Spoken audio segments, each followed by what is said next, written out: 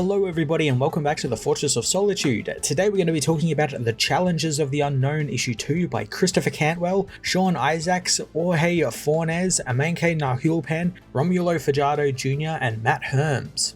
The Challenges continue their investigation into the several anomalies that have sprung up across the galaxy related to Darkseid, and surprisingly, themselves. As the first issue was focused on Ace Morgan, this issue focuses on June Robbins and her creation Ultivac, the robot with a mind. It's very clear that Cantwell has done his homework on the Challenges, as we are treated to more backstory of them, specifically June's involvement in the team and how she wasn't on the plane that Ace and the others crashed in the mountains. She ended up cheating death in another way, as after creating Ultivac, her and her partner's rivals tried to destroy the robot and take its plans, but June was saved from a fatal explosion by Ultivac. I really like how the art changes between the past and present stuff throughout this issue, with Jorge Fornes giving the past portions of the book this real old school look that feels like it'd fit in with like Darwin Cook era New Frontier stuff. It's got a real 1960s charm about it, and it makes sense with the Challenges being that they are very much like the Fantastic Four. That sort of Jack Kirby era 1960s Art Deco stuff really fits in well with these characters. Even Ultivac's design isn't updated or changed at all from when it was first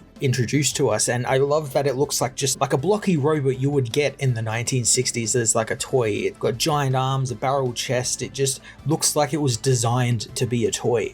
Thanks to the explosion and June's partners being killed, Ultivac begins to question what death is and why it happens, and it all comes to a head during one of the Challenge's early missions to meet with beings called the Prismatics. During the mission, Ultivac figures out that death is power and everything, and he malfunctions, killing the Prismatics and going rogue, turning into the team's nemesis. Now this is kind of an age-old story trope at this point, the sentient robot that goes insane or rogue and the heroes have to battle their creation and stop it. But it's a trope that is tried and true. It works pretty much every time it's done and is always really fun. Eventually June and the team are able to give Ultivac what he wants, a death, and destroy the robot. And I really like how sad June is to do this, as she views Ultivac as a child that she never got to have, and she effectively killed her own offspring, and it affected her deeply and more so than she would care to admit. In the present, it's revealed that the next anomaly is on the ocean floor, and it's a familiar one as June figures out that it's Ultivac and that he is somehow alive. Again, we get more great drama between the Challenges and Mr. Terrific, who refuses to be straight with the team after last issue he discovered that they too are anomalies and are related to Darkseid's death and all these other anomalies he's somehow put throughout the galaxy.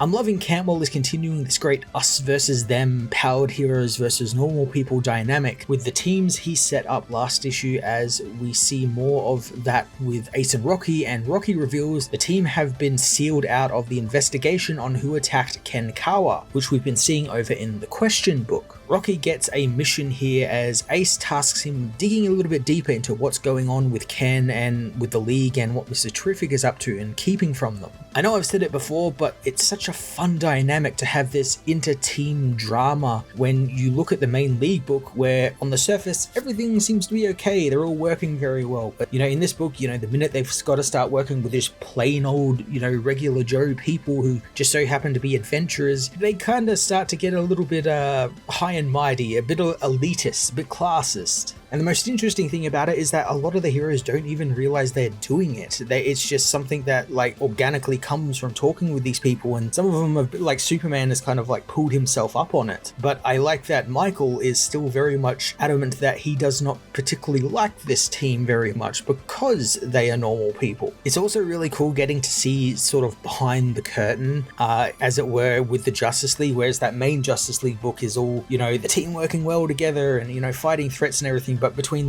this book, the Atom Project book, the Question book, you get to see the inner workings of the team and how it's not as, flashy and, straight as a lot of people seem to think it is, and there's a lot of problems happening. While Ace and Rocky come up with a plan to find out what Michael is up to, June meanwhile heads out on her mission and is joined by Batman. Much like Superman last issue, dons a Challenger's purple costume, which is actually a pretty good look for him, and there's a really neat joke there about Batgirl doing it first and getting it right the first time. His outfit reminds me of those Batman figures we'd got in like the late 90s, early 2000s, which I think were animated series variants and Justice League variants where he'd have like a snowsuit or be in like a camo colored costume. It was just, variety of different outfits that usually came with like a big gun or weapon or something. And I always like those sorts of things. So I like them seeing applying that sort of thing into the comics here. Along with Batman, June is joined by the Sea Devils, who are led by Aquaman and made up of members all who specialize in diving or deep sea retrieval. Interestingly, Batman and Aquaman come to blows when Batman wishes to use a sonic drill to get down to the anomaly quickly, but Aquaman knows that the drill will disturb the ecological balance and throw everything out of whack. June is able to take command since she is in charge of this mission after all, and puts Batman and Aquaman in their place. June's desperation also begins to come through here as they descend towards the signal that she found, and she can seemingly hear Ultivac in her head getting louder and louder, and it pushes her on to find her creation. Cantwell has been framing each member of the challenges really well and how they are reacting to these anomalies. In the first issue we saw Ace facing a life he never had or got to have because of the jet crash, and here June is coming to terms with the death of her own son, her own creation, and how that has affected her. As they reach the bottom, the signal stops and the team are attacked by sharks, which Batman soon figures out aren't actually living sharks, but robots created by Ultivac. The signal comes back and June learns Ultivac won't speak to her unless the rest of the team return to the surface and leave her alone. Doing just that, June soon finds Ultivac and learns her creation is afraid of something that is coming. Upon reaching the surface, we get a neat little bit of Batman doing detective work as he figures out that Ultivac being obsessed with death is connected to Darkseid, since the villain too was obsessed with death and anti-life and was basically death incarnate. June also reveals that Ultivac has seemingly evolved as a telepathic bond between them have now formed, and through that bond she has found out where Ultivac's body actually is. Batman and June head to the Karakoram mountain range, and while scaling the snowy peaks, we get more of that great Challengers League dynamic as June knows that Batman is just like the Challengers. He's just a normal, powerless guy, yet he too has the League's superiority complex when it comes to working with the Challengers, doesn't really particularly like working with them. I get the feeling June's comments also hit a nerve with Batman as he more or less tells her to shut up and focus on the mission, and you could tell it kind of did hit that nerve where he was kind of told that he's just a guy. The veil of who the Batman is, that veil he keeps up of like the Batman is like a symbol and everything, is kind of like waning with June because she knows he's just a guy. It's not long before Ultivac reveals himself, smashing out of the mountain and attacking Batman, wanting to kill him since Batman isn't one of the challengers, and he will only speak to June if she is alone. June is able to stop Batman from detonating an EMP device and Ultivac from killing the Dark Knight, learning that the robot reactivated when Darkseid died, realizing that since Darkseid was death and power, things the robot wanted, yet he still faded away and died, and he left Ultivac feeling very empty inside.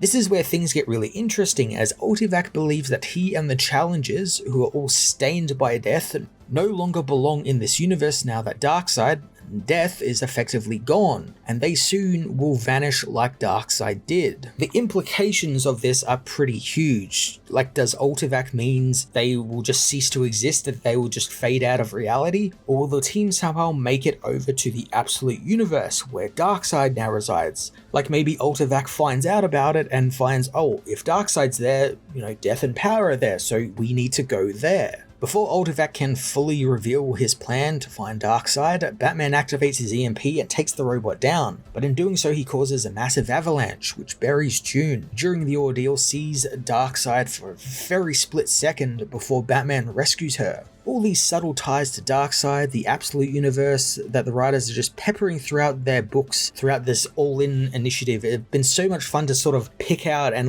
find out and theorize, is that a connection? Is that something else? Who really knows until we actually do find out? And I like that it's never an outright tie either. It's just very little ominous connections. And stuff like that really excites me. They're slowly building towards a connection, a big connection to the absolute universe. They're not just diving headfirst straight into it because they know that's going to sell and people are going to want to see the absolute Batman fighting the Prime Universe Superman or Batman or something. In the aftermath of the avalanche, June is taken back to the Watchtower and quarantined just like Ace is, something she does not like since again, Mr. Terrific isn't telling them everything and June is able to tell that he is scared of what the Challengers have found. And so far, the League need to work with the Challengers, not shut them out and quarantine them after every mission. There's a great part here where even Batman begins to agree with June on what Michael is doing to the Challengers after having seen what June has been through and what she is capable of doing as just a person. He leaves the woman with the knowledge that he is aware that she is protecting the robot though. Batman is well aware that she knows where Ultivac is or is going to go and she needs to be a bit truthful with these other heroes because again, that will help with that dynamic and help, heal the bond between these characters. June goes and joins Ace in quarantine and we get an interesting idea I never actually considered, as June wonders if the League are trying to systematically take the Challengers off the board one by one for some reason. She is right as well, as Terrific knows the team are tied to Darkseid and the Anomalies, and it's really interesting because this is one of the first DC books that I've noticed getting like sort of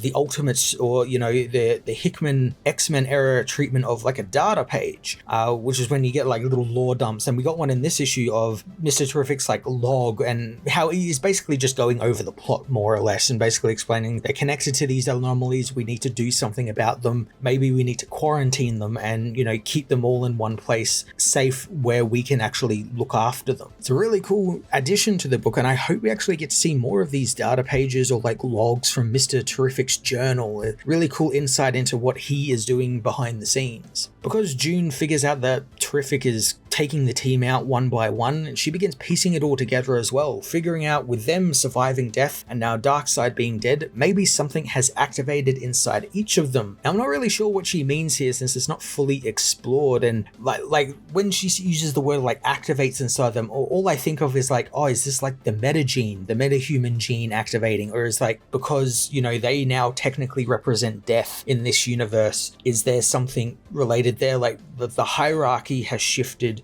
with like Darkseid and whatnot now, like they can access the anti-life or something like that. Very interesting stuff Cantwell is building here with this mystery around what the Challengers are now that Darkseid and Death and Power are basically gone from the universe. June's thoughts are soon pushed out of her mind as Ultivac contacts her again through the telepathy contact they have, revealing that he is going to save them all somehow. Challengers continues to be a thoroughly interesting and different read than what I assumed the book would be about. I love Christopher Campbell is continuing this real cool League versus Challengers interpersonal drama while also flawlessly tying it into the larger Absolute Universe Darkseid storyline. None of these should actually work well together, but they connect together really well somehow, and it flows really nicely and it's a boatload of fun to see unfold. I can't wait to see more of this mystery. I'm going to give this issue a 9.5 out of 10.